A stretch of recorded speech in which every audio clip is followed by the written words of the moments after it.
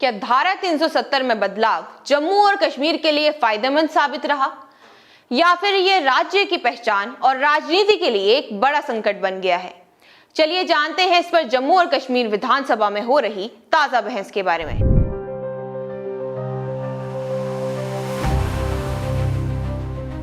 नमस्कार, आप देख रहे हैं नॉक्स न्यूज और मैं हूं आपके साथ पल्लवी कटोच। 2019 से पहले जम्मू और कश्मीर को संविधान के अनुच्छेद 370 और अनुच्छेद 35A के तहत विशेष दर्जा प्राप्त था।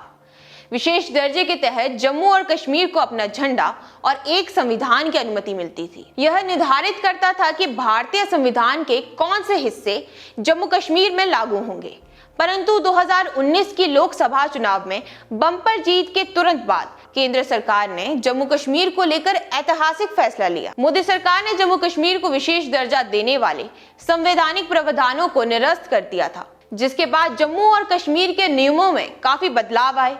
जैसे 2019 से पहले विशेष दर्जा के चलते जम्मू कश्मीर में बाहर के लोगों को जमीन खरीदने की इजाजत नहीं थी। अनुच्छेद 35A ऐसी खरीदारी को सिर्फ स्थायी निवासियों तक सीमित रखता था। विशेष दर्जा खत्म होने के बाद केंद्र सरकार ने जम्मू और कश्मीर विकास अधिनियम में संशोधन किया और स्थायी निवासी शब्द को हटाते हुए एक अधिसूचना जारी की। अब बाहरी लोग जम्मू कश्मीर में जमीन खरीद सकते हैं अगर वो कृषि जमीन ना हो।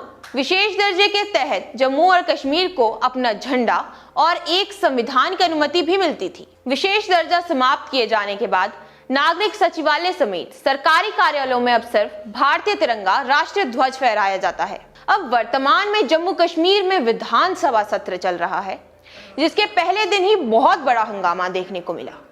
इस हंगामे की शुरुआत तब हुई जब अवामी इत्तेहाद पार्टी के विधायक खुर्शीद अहमद शेख ने सदन में अनुच्छेद 370 का बैनर लहराया। वीरवार को विधानसभा में पीडीपी और पीपल्स कॉन्फ्रेंस ने एक नया प्रस्ताव पेश किया।